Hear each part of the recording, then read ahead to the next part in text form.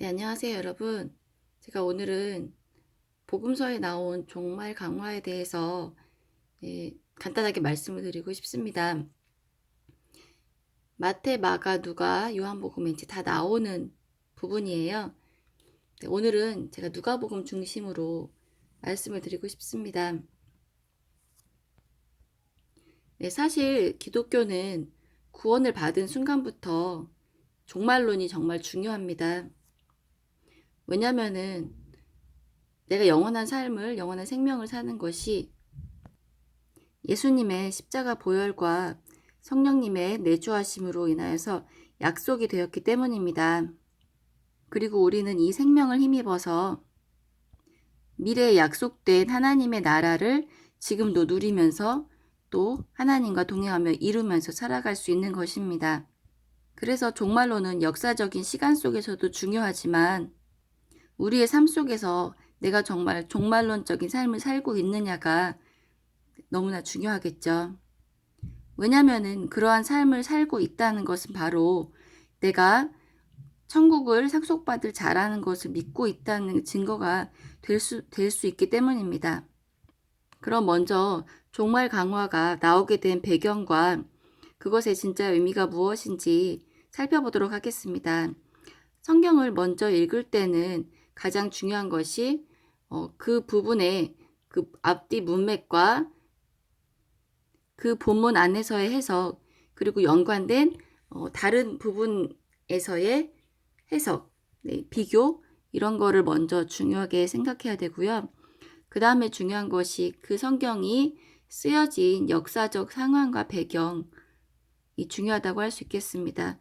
물론 지금 우리는 그 예전의 시대를 살아가고 있지 않지만 그 시대적 배경에서 이런 말씀들이 쓰여졌는데 지금 이 시대를 사는 우리에게 하나님께서 이 말씀을 통해서 무엇을 말씀하고 계신지가 중요하기 때문입니다. 네, 그럼 제가 성경을 읽겠습니다. 네, 누가복음 21장 5절을 보시면은 몇몇 사람들이 성전이 아름다운 돌과 봉헌 예물로 꾸며졌다고 이야기하고 있었다. 그러자 예수님께서 말씀하셨다. 너희가 지금 보고 있는 이것들이 돌 하나도 다른 돌 위에 남지 않고 다 허물어질 때가 올 것이다. 한마디로 사람들이 성전의 아름다움을 보고 칭찬하자 예수님께서는 이런 것에, 이런 외형적인 성전을 이제 신경 쓰지 마라라고 말씀하시는 것입니다. 그리고 다른 복음서에 보면은 예수님께서 내가 이 성전을 허물면은 사흘 만에 다시 짓겠다고 말씀하십니다. 그것은 무슨 뜻이냐면은 이 성전, 건물 성전이 무너질 것인데 이제 진짜 성전, 바로 예수님께서 세우신 예수님의 몸인 성전, 그것을 다시 세우시겠다고 하시는 것입니다. 실제로 예수님께서는 십자가에서 우리 죄를 대신해서 죽으시고 사흘 만에 부활하시고 그것을 그 예수님을 믿는 우리들이 예수님 안에 거함으로 인해서 바로 성전 안에 우리가 거하게 되는 것입니다. 즉 예수님, 하나님께서 진짜 성전인 것입니다. 그래서 계속해서 보시면은 제자들이 묻습니다. 선생님, 이런 일이 언제 일어나겠습니까? 그리고 이런 일들이 일어나려고 할 때는 어떤 징조가 나타나겠습니까? 이제 제자들도 걱정이 되는 거죠. 성전이 다 무너진다고 하니까요. 그때 예수님께서 말씀하십니다. 너희는 속지 않도록 조심하라. 왜냐하면 많은 사람들이 내 이름으로 와서 내가 그다, 때가 가까이 왔다 하고 말할 것이다. 너희는 그들을 뒤따라가지 말라. 그리고 너희는 전쟁과 난리가 일어났다는 말을 듣더라도 두려워하지 말라. 왜냐하면 이런 일들이 반드시 먼저 일어나겠지만 그 끝이 즉시 오지는 않기 때문이다. 네, 그대로 보시면 됩니다. 실제 이 시대에도 이렇게 거짓 선지자들이 나타나서 자기가 그리스도라고 하고 때가 가까이 왔다고 하고 사람들을 미혹하고 선동해서 잘못된 길로 이끌고 갔습니다. 그리고 오늘날에도 적용이 될 수 있는데 내가 그라고 하는 사람들도 분명 있죠. 그리고 때가 가까이 왔다라고 이렇게 말하는 사람들도 있습니다. 그러나 예수님께서는 단호하게 말씀하십니다. 너희는 그들을 뒤따라가지 말라. 사실 따로 설명할 것도 없습니다. 여기 그대로 나와 있는데 너희는 전쟁과 난리가 일어났다는 그 말 듣더라도 주님께서 우리에게 말씀하시는 것은 두려워하지 말라는 것. 그리고 이런 일들은 반드시 먼저 일어난다는 것. 그리고 이런 일은 일어나지만 그것이 끝이 아니라는 것. 끝이 즉시 오지는 않는다는 것입니다. 즉 이것은 시작에 불과한 것입니다. 그리고 계속 말씀하십니다. 민족이 민족에 대항하여 일어나고 나라가 나라를 거슬러 일어나며 큰 지진이 일어나고 곳곳에 기근과 전염병이 있을 것이며 또 하늘에서는 두려운 일들과 큰 징조들이 있을 것이다. 실제 이스라엘 그 AD 70년경에 예루살렘 성전이 이제 멸망하기 전에 이제 유대인들과 로마인들이 전쟁을 벌이죠. 전쟁을 벌여서 이제 예루살렘이 멸망하기 전에 실제로 많은 기근이 일어나고 전염병이 일어납니다. 확인된 바는 없지만 아마 일식과 월식 같은 그런 징조들도 많이 일어났을 것 같습니다. 그리고 저는 이것이 주님께서 언젠가는 오실 때 그때에도 해당된다고 믿고 있고요. 그렇지만 중요한 것은 이것이 끝이 아니라는 것입니다. 그렇다면 왜 주님께서 이렇게 말씀하셨을까요? 바로 이런 일이 일어나도 두려워하지 말라는 것입니다. 그리고 바로 끝이 아니니까 너희 믿음을 지키고 앞으로 주님께서 말씀하실 것들을 이제 지시하실 것들을 말씀하시는 것입니다. 그 주님께서 우리에게 이제 직접 말씀하시는 것들이 나와 있는데요. 12절부터 보시면은 그러나 이 모든 일들이 일어나기 전에 사람들이 너희에게 자신들의 손을 대어 핍박할 것이다. 그들은 너희들을 회당과 감옥들에 넘길 것이며 너희는 내 이름 때문에 왕들과 총독들 앞으로 끌려갈 것이다. 그러나 이 일은 오히려 너희에게는 증언할 수 있는 기회가 될 것이다. 그러므로 너희는 어떻게 자신을 변호할 것인가를 미리 염려하지 않겠노라고 마음에 다짐하여라. 왜냐하면 내가 너희에게 그 어떤 대적자도 맞서거나 반박할 수 없는 언변과 지혜를 줄 것이기 때문이다. 네, 이 부분이 저는 중요하다고 생각합니다. 난리가 있고 전쟁이 있고 곳곳에 재난이 있겠지만 두려워하지 말고 너희가 핍박을 받을 것인데 그것이 오히려 복음을 전할 수 있는 기회가 된다는 것입니다. 즉 세상에서 보기에는 인간적인 눈으로 보기에는 핍박을 받는 것이지만 복음이 전해질 수 있는 하나님의 섭리라는 거죠.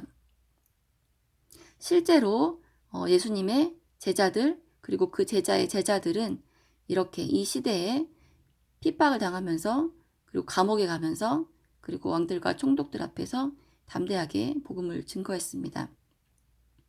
마찬가지로 마지막 때에도 이런 일들이 일어나겠죠. 그렇지만 주님께서 미리 말씀하셨듯이 이것은 재난 그 자체가 중요한 것이 아니라 이 재난을 통하여서 너희가 어떤 사역을 하게 될 것인지를 미리 말씀해 주시고 담대하게 하기 위한 그런 말씀입니다. 심지어는 이때에 어떤 말을 할 것인가 그리고 어떤 반박도 준비하지 말라고 하나님께서 성령께서 그때 언변과 지혜를 줄 것이니까 그런 것조차도 걱정하지 말라고 하십니다. 그리고 계속하여서 말씀하시는데요. 심지어 너희의 부모와 형제들과 친척들과 친구들까지 너희를 배신하여 넘겨줄 것이며 또한 너희는 너희 중 몇 사람을 죽이게 할 것이다. 그 이유가 바로 예수님의 이름 때문인데요. 그리고 너희는 내 이름 때문에 모든 사람에게 미움을 받을 것이다. 정말 가장 가까운 사람들로부터 배신을 당한다면 얼마나 속상할까요? 모르는 사람이 구원을 받지 못하고 핍박한다면 그것도 속상할 텐데 나와 가장 가까운 가족들, 친구들이 나를 미워한다면 그것도 내가 가장 사랑하는 우리가 구원받은 예수님의 이름 때문에 정말 그것만큼 힘든 일도 없을 것입니다.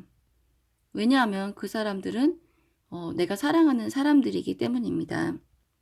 그러나 한 가지 분명한 것은 내가 이런 상황 때문에 복음과 예수님의 이름과 상황을 타협을 한다면은 그것은 아무 일도 일어나지 않습니다. 그렇지만 모든 것들을 심지어는 가족들, 친구들까지도 예수님 이름 앞에서 우선순위를 정말 예수님께 둔다면은 바로 그때 하나님의 기적이 일어날 것입니다.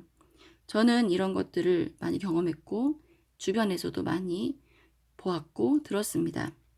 이것은 단순히 주변 사람들을 배척하면서 예수님을 믿어라 이런 게 아니라요. 다른 그 어떤 것보다도 예수님을 우선순위에 둬라. 그렇게 한다면은 너희는 머리카락 하나도 잃지 않을 것이다. 머리카락보다 소중한 게 가족들이겠죠. 우리가 믿음을 지키고 또 믿음으로 행할 때 우리를 오히려 핍박하던 사람들을 얻게 되는 것입니다. 19절 너희는 참고 견딤으로써 너희 영혼을 얻을 것이다. 여기서 오해할 만한 것이 있는데요. 그러면 참고 견뎌야지 내가 영혼을 구원받는 거냐. 이렇게 생각을 할 수 있습니다. 그렇지만 가장 중요한 것은 우리의 구원은 예수님의 십자가와 그리고 부활로 인하여서 부활하심으로 인하여서 얻는 것이지 참고 견딤으로써 얻는 것이 아니란 것입니다. 저는 이 부분에서 약간의 추가적인 설명을 하고 싶은데요. 참고 견딤이라는 것은 특히 믿음의 삶에 있어서 우리의 힘으로 할 수 있는 것이 아닙니다. 그것은 성령님의 도우심과 인도하심으로만 그리고 충만하게 역사하심으로 인해서만 가능한 것입니다. 즉 이것은 성령으로 충만한 상태에서 참고 견디게 해주시는 그런 힘을 얻음으로써 우리의 영혼을 얻을 수 있다는 것입니다. 그 대표적인 예가 이제 베드로의 경우인데요. 베드로는 예수님이 옥에 가시더라도 자기가 끝까지 따라가겠다고 그렇게 맹세를 했습니다. 그렇지만 자기의 힘으로 얼마 되지 않은 시간 동안에 예수님을 3번이나 부인하게 됩니다. 그리고 예수님께서 십자가에 달리실 때까지도 아무것도 할 수 없이 예수님께서 부활하신 후에도 다시 자기 삶의 자리로 돌아가서 이렇게 예수님의 부르심을 잊어버린 채 그렇게 하루하루 지내고 있었지만 성령의 충만함을 받음으로 인하여서 담대하게 복음을 전하고 예루살렘 교회를 이끌었고 그리고 끝에는 예수님을 위하여서 순종하여서 순교를 하게 됩니다. 저는 순교란 것이 인간의 힘으로 인간의 위지로 할 수 있는 것이 아니라고 봅니다. 즉 나는 할 수 없지만 하나님께서 하게 하시면 할 수 있을 것이다라는 게 저는 맞는 고백이라고 봅니다. 제가 길지 않은 삶을 살았지만 그리고 길지 않은 신앙생활의 삶을 살았지만 저뿐만이 아니라 주변의 많은 사람들을 보면서 욕을 먹으면서 핍박을 받으면서 믿음을 지켰을 때 나타나는 결과와 어떤 상황에 타협을 해가지고 정말 아무 일도 일어나지 않을 때 그 두 가지가 오랜 시간이 지났을 때 너무나 다른 결과가 나타난다는 것을 봤습니다. 그렇지만 후자의 경우도 정말 하나님의 때가 되고 하나님의 강권하심이 있게 되고 하나님의 주관하심이 있게 될 때 다시 전자처럼 될 수 있는 가능성이 분명히 충분히 있겠죠. 그리고 물론 성령님이 도우시지만 나의 노력으로 참고 견디는 것도 필요하다고 봅니다. 계속해서 20절 보시면은 너희가 예루살렘이 군대들에게 포위된 것을 보게 되면 그때에는 그곳이 황폐해질 때가 가까이 다가온 줄로 알라. 그때 유대에 있는 사람들은 여러 산으로 도망가고 성 안에 있는 사람들은 빠져나가고 시골에 있는 사람들은 성 안으로 들어가지 말라. 왜냐하면 그때는 기록된 모든 것이 이루어지는 징벌의 날들이기 때문이다. 이걸 먼저 역사적으로 보시면은 예루살렘 그 성전이 멸망할 때, 함락될 때 실제로 그 시대에 예수님을 믿고 있었던 사람들, 그러니까 예수님이 만약에 AD 30년에 AD 33년에 이제 부활하셨다고 하고 그 기간 동안 이제 많은 기독교인들이 생겼겠죠. 그 사람들은 예수님의 이런 말씀에 순종해서 예루살렘 성이 포위된 그때 산으로 도망을 갔습니다. 그리고 그들은 목숨을 건질 수 있었습니다. 그렇지만 성 안에 있던 사람들은 그 로마 군대에 포위돼 가지고 3년 동안 아주 극심한 환란을 겪게 됩니다. 유대 역사에 따르면 심지어 굶고 너무나 괴로워서 서로의 자식들을 하루는 나의 자식을 먹고 하루는 너의 자식을 먹자. 네, 이런 상황까지도 갔다고 합니다. 실제로 예수님께서 말씀하신 것처럼 그 날에는 정말로 그 역사에도 없었고 앞으로도 그런 일이 없는 정말 그런 큰 환란이 그 예루살렘 성 안에서 일어났던 것입니다. 이것은 예수님을 알아보지 못하고 구원자이신 예수님을 알아보지 못하고 자신의 죄를 가리기 위해서 예수님을 십자가에 못 박은 유대인들에 대한 그런 심판의 날이기도 했습니다. 그러므로 저는 이 부분이 이 시대에 그 AD 70년에 그 예루살렘 성전 함락 시기 그 시대의 역사를 예수님께서 예언한 것이라고 보는 것이지 지금 이 시대에 우리에게 하시는 말씀은 아닌 것 같다는 생각이 듭니다. 물론 앞으로 언제인지는 모르지만 일어날 대환란의 시기에 그때 유대에 있는 성전, 그 성전을 중심으로 이런 일들은 일어날 수 있다고 봅니다. 그렇지만 이미 지명이 유대가 있고 예루살렘이 있고 그 예루살렘 군대에 포위되고 이런 상황들을 볼 때 이것은 예루살렘 밖에서 일어나는 상황은 아닌 것 같습니다. 24절 보시면은 그들은 칼날에 쓰러질 것이며 포로가 되어 모든 이방 민족들에게 끌려갈 것이며 또한 이방인들의 때가 차기까지 이방인들에게 짓밟힐 것이다. 네, 실제로 이스라엘 민족들이 이제 흩어지고 나서 전 세계에 흩어지고 나서 지금까지 있었던 일들을 이제 이 한 문장에 다 요약을 한 거죠. 민족이 거의 멸망할 그런 지경에까지 이르고 포로가 되어서 세계로 흩어졌고 또 예루살렘 성전은 주님을 하나님을 알지 못하는 자들에 의해서 지배되어 왔습니다. 지금까지 이제 이어져 오고 있는 그런 상황인 거고요. 여기서 이방인들의 때라고 나왔는데 이것은 예수님의 그런 복음의 소식이 이스라엘 민족 밖에 외국 이방인들에게 하나님을 그동안 알지 못했던 그런 이방인들에게 전해지는 그런 시기를 이제 말하고 우리 대한민국도 이방인들의 때가 차기까지 여기에 이제 같이 합류가 된 거죠. 즉 이방인들이 모두 복음을 들을 때까지 이방인들에게 예루살렘 성전은 짓밟힐 것입니다. 그리고 이어서 정말로 예수님께서 재림하시는 그때에 대한 구절이 나와 있습니다. 즉 아까 말씀드린 그 9절과 24절과 25절의 사이에는 약 2000년이 넘는 시간들이 존재하는 거죠. 그리고 해와 달과 별들에는 징조가 있을 것이다. 땅에서는 민족들이 바다와 파도가 거세게 요동치는 소리에 괴로워하며 당황할 것이다.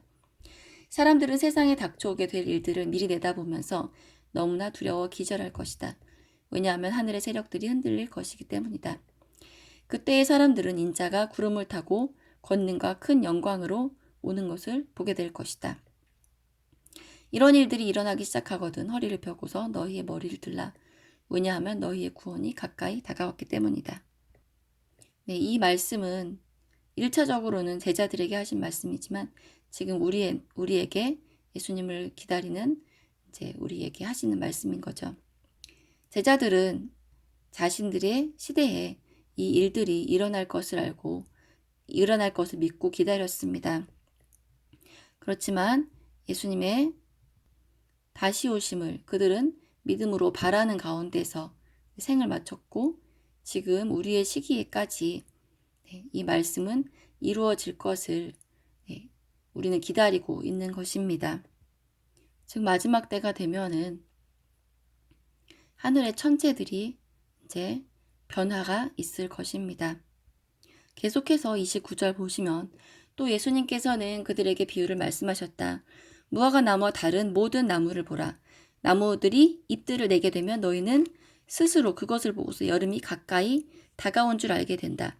이와 같이 너희도 이런 일들이 일어나는 것을 보게 되면 하나님 나라가 가까이 다가온 줄로 알라. 진실로 내가 너에게 말한다. 이 세대가 지나가기 전에 이 모든 일들이 일어날 것이다. 하늘과 땅은 사라질지라도 내 말은 결코 사라지지 않을 것이다. 여기서 저도 얼마 전까지만 해도 이 무화과 나무가 이스라엘을 상징하고 이스라엘이 다시 건국되어서 한 세대가 지나가기 전까지는 이 일들이 다 이루어질 거라는 그런 해석을 믿고 있었습니다. 저는 이런 해석이 틀렸다거나 가짜라거나 저는 이렇게 말은 못합니다. 그렇지만 저는 이 본문에서 가장 중요한 것은 예수님께서 이런 일들이 반드시 일어날 것이고 나는 반드시 재림할 것이다 라고 이렇게 말씀하시는 것이란 생각이 듭니다. 왜냐하면 시기와 때는 이미 중요하지 않다고 그것을 알아서 너희가 구원받는 것이 아니라고 이미 말씀을 하셨기 때문입니다. 그 시기가 왔을 때 우리가 깨어있는 것이 중요한 것이지 그 시기를 아는 것은 우리의 구원에 아무 영향도 미치지 못합니다. 그리고 여기 이 세대라는 그런 단어가 있는데요. 뭐 이 세대를 40년으로 보느냐, 70년으로 보느냐, 뭐 100년으로 보느냐, 뭐 이런 말들이 많이 있습니다. 그렇지만 저는 가장 정확한 해석은 이 세대라는 것은 예수님을 믿게 된 모든 세대, 모든 인류의 세대, 복음의 세대가 다 끝나기 전까지 이 모든 일들이 일어날 것이라는 그런 해석이 제일 합리적이고 타당하다고 봅니다. 물론 그렇게 생각하지 않는 분도 계시겠죠. 그렇지만 예수님께서 이 말씀을 제자들 앞에서 하고 계시고 지금 우리도 이 말씀을 성경책을 통해서 보면서 하나님께서 우리 가운데 하시는 말씀입니다. 즉 모든 사람에게 적용되는 그런 말씀인데요. 그런 점에서 봤을 때 이 세대라는 것은 이 복음의 모든 세대, 즉 복음이 모두 전해지고 더 이상의 복음 전파가 되지 않은 곳이 없을 때, 그리고 예수님의 재림과 사람들의 공중 들림으로 인하여서 이 땅 위에서 예수님으로 인하여서 구원받은 사람들이 없어질 그때까지 이 모든 일들이 다 이루어진다고 하시는 게 저는 가장 타당할 것 같습니다. 계속 이어서 예수님께서 우리에게 이제 주의를 주십니다. 너희는 스스로 조심하라. 그렇지 않으면 너희의 마음이 방탕함과 술 취함과 세상살이에 대한 염려로 짓눌리게 되고 또한 그날이 덕과 같이 갑자기 너희에게 임하게 될 것이다. 여기서 스스로라는 단어가 나왔는데요. 이것의 의미는 자신의 구원은 자신이 받는 것이 중요하다는 것입니다. 즉 누가 내 대신 구원을 받아줄 수 없고 내가 남의 구원을 대신 받아줄 수 없습니다. 그러니까 너희 스스로 조심하라 이렇게 말씀하고 계신 거죠. 그리고 방탕함과 술 취함과 세상살이에 대한 염려를 경계하고 계십니다. 방탕함이란 이 세상에 주는 그런 어떤 유혹과 좋은 것들에 내 마음이 무디어져서 하나님께서 주신 내 인생의 시간들, 나에게 맡겨진 이 청지기적인 삶을 청지기로서 하나님 앞에 다시 올려드려야 될 이 삶을 허비하는 그런 걸 말하는 거겠죠. 그리고 술 취함, 즉 세상살이에 대해서 그냥 잊어버리고 생각하지 않고 내 이성과 내 생각과 내 영이 깨어있지 못한 채 그저 취해서 영원한 생명과 구원과 하나님의 나라에 직면하지 못한 채 그렇게 혼미해져서 살아가는 그런 인생이 아닐까 합니다. 그리고 세상살이에 대한 염려. 하나님께서 모든 것의 주인이시고 나의 삶의 주인이신데 그것을 바라보지 못하고 그것을 믿지 못하고 이 세상을 내가 살아가는 것으로 내가 주인이 되는 것으로 생각하여서 그것에 대한 염려로 짓눌리게 된다면은 우리는 주님 오시는 것들을 기다리기보다는 자기 자신의 삶이 주인이 되고 우상이 되어서 결국은 그날이 덕과 같이 갑자기 임하게 되어서 구원에 이르지 못하게 되겠죠. 그리고 그날은 온 지구상, 온 땅에 사는 모든 사람들에게 들이닥칠 그 한 날입니다. 주님이 오시는 바로 그 하루의 그 날이죠. 그러니까 주님은 반드시 그 날에 오신다는 겁니다. 저는 전천년주의와 무천년주의를 볼 때 전천년주의를 믿고 살아가지만 예수님을 기다리면서 살아가지만 내 삶은 무천년주의의 삶을 그렇게 살아야 된다고 생각합니다. 왜냐하면 전천년주의만 이제 믿다 보면은 그 날만 중요하기 때문에 결국 지금 나에게 주신 이 시간들을 주님을 기다리는 삶이 아니라 종말의 삶이 아니라 주님이 오실 그날만 중요하기 때문에 지금의 삶은 종말이 아닌 거죠. 반대로 무천년주의의 삶은 지금 하루하루의 삶은 천년왕국이다. 이제 예수님이 구원받았기 때문에 지금 나의 구원받은 삶은 천년왕국을 지금 내가 살아가고 있는 거다. 지금 인류가 이렇게 얘기하고 있는데 성경은 분명히 그 날이라고 이렇게 얘기를 합니다.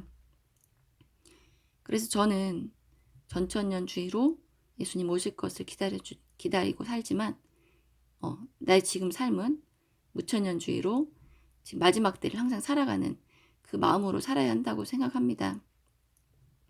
그리고 그것은 내 힘으로 할 수 있는 것이 아니라 성령의 충만함으로 하나님께서 인도에 가실 때 내가 온전히 하나님의 인도하심에 순종하면서 살아갈 때 이루어질 수 있는 거겠죠.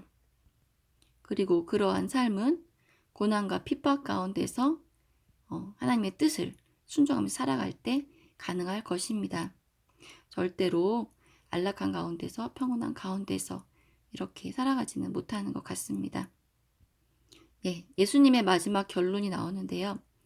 36절에 그러므로 너희는 앞으로 일어나게 될 모든 일을 피하여 인자 앞에 설 수 있도록 늘 깨어 기도하라.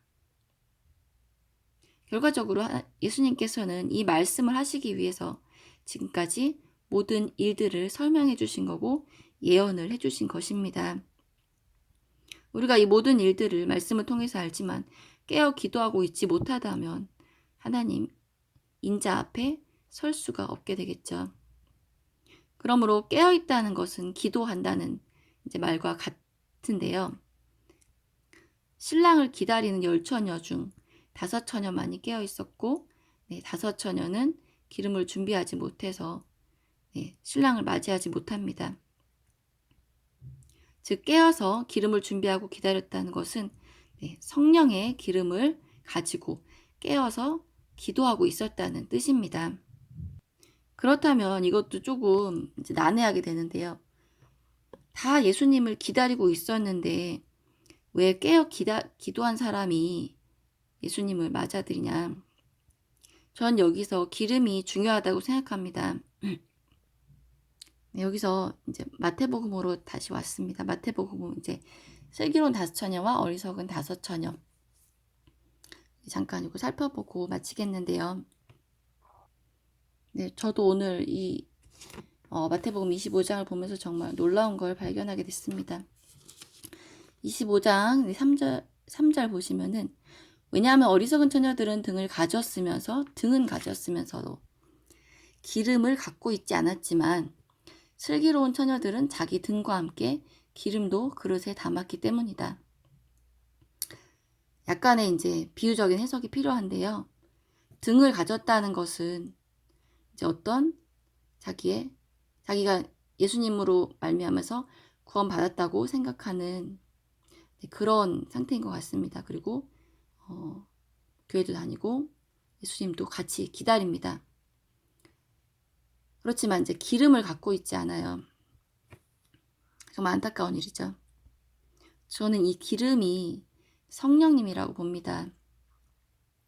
우리가 신앙생활은 하지만 성령님께서 함께 하시지 않고 성령님께서 인치시지 않고 내주하시지 않는 신앙생활은 자기 생각에는 맞다고 생각하지만 그 구원은 자기가 이루고 자기가 생각하는 바로 그런 구원인 것입니다. 이게 무슨 말이냐면은 예를 들면은 나는 매일 주일 성수도 잘하고 11조도 잘 내고 그리고 뭐 이런저런 활동도 하면서 나 그래서 구원받은 것 같아. 내가 예배도 잘 드리고 선하게 살고 있어. 그래서 내가 구원받은 것 같아.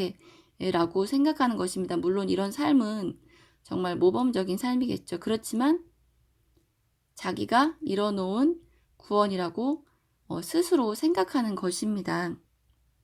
그렇지만 기름을 준비했다는 것, 곧 성령님이 인치셨다는 그런 구원은 제가 그동안도 계속 영상을 통해서 말씀드린 건데 구원이 하나님께로부터 왔다는 것을 내가 깨달아 아는 것, 내가 그것을 믿는 것, 내가 그것을 받아들이는 것입니다. 즉 내가 어떻게 믿음을 지키고 물론 중요합니다. 믿음 지키는 거 중요하고 내가 주님 말씀 순종하는 거 중요한데 내가 하느냐 아니면은 그 기름으로 하느냐 성령님께서 하시는 것을 내가 순종하면서 하고 모든 주되심이 나의 모든 주권이 주님께 있느냐 그 차이라는 것입니다. 결국은 정리하면 겉으로 보기엔 같은 신앙생활을 하는 것이지만 자기가 주인 되어서 하는 신앙생활과 주님께서 주인 되어서 하는 신앙생활은 너무나 다르다는 것입니다. 결과적으로 등은 갖고 있지만 타오르는 기름은 없고 하나님의 일하심이 없고 하나님의 역사하심이 없는 그런 신앙생활인 거죠. 정확하게 말하면 신앙생활이라고 볼 수 없고 그런 것을 종교생활이라고 합니다. 여기서 이제 다음에 보시면은 이제 열처녀 모두가 다 잠이 들어요. 모두가 다 잠이 들고 신랑이 늦게 오시죠. 늦게 오셔서 잠이 드는데 이제 신랑이 오셨다는 소리를 듣고 이제 모두 깨어납니다. 그렇지만 어리석은 처녀의 등불은 꺼져가고 있고 그리고 기름을 빌려달라고 하죠. 그러나 슬기로운 처녀들은 이제 매몰차게 우리와 너희가 함께 쓰기엔 부족하므로 차라리 기름 장수에게 가서 너희의 것을 사라 하고 대답합니다. 이것은 이들이 냉정해서 이런 게 아니라